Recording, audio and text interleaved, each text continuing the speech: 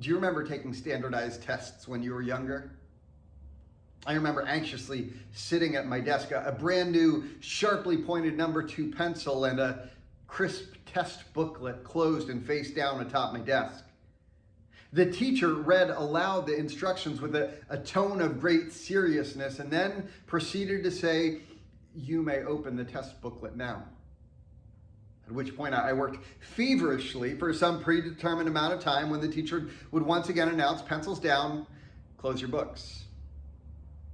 For some reason, that's the experience that comes to mind in Revelation chapter 10, verse 4. It says, "And when the 7 thunders had sounded, I was about to write, but I heard a voice from heaven saying, 'Seal up what the 7 thunders have said and do not write it down.'" In other words, John, pencil down, close your book. This is a confusing passage. Revelation 1, verse 11, Jesus, the Son of Man, called out to John from amidst the lampstand, "Write on a scroll what you see and send it to the 7 churches. To Ephesus, Smyrna, Pergamum, Thyatira, Sardis, Philadelphia, and Laodicea." A few verses down from that, Jesus tells him again, "Write therefore what you have seen, what is now and what will take place later." John was supposed to write. Not only so, at the end of the book of Revelation, John relates that the angel told him, "Do not seal up the words of the prophecy of this scroll because the time is near." Don't seal them. And yet in chapter 10, he hears the voice from heaven telling him to do exactly that, seal it up. In the very same moment, the angel standing before him is holding an open scroll in his hand. What is this about? Now, at its simplest, it appears to be a near quotation in Daniel 12:4, which says, "And when the 7 thunders spoke, I was about to write, but I heard a voice from heaven say, 'Seal up what the 7 thunders have said, and do not write it down.'" Sadly, knowing the context for the allusion doesn't help that much with the meaning.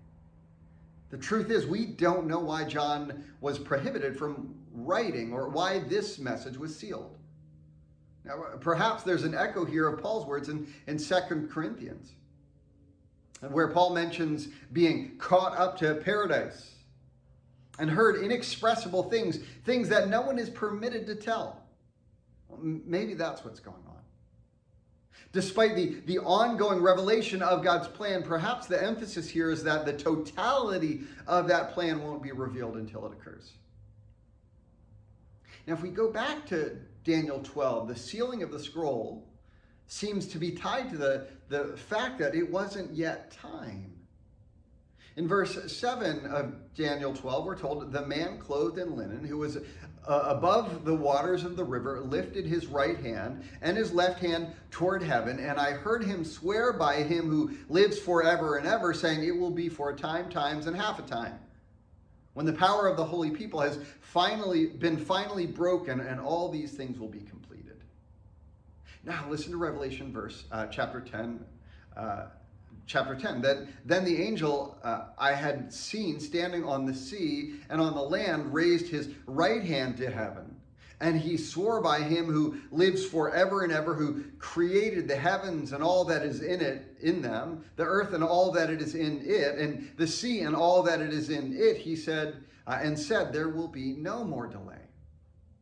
Both are swearing by him who lives forever and ever. But while the man in linen says it's going to be a while, the angel doesn't just tell us it's coming, and soon he swears by it.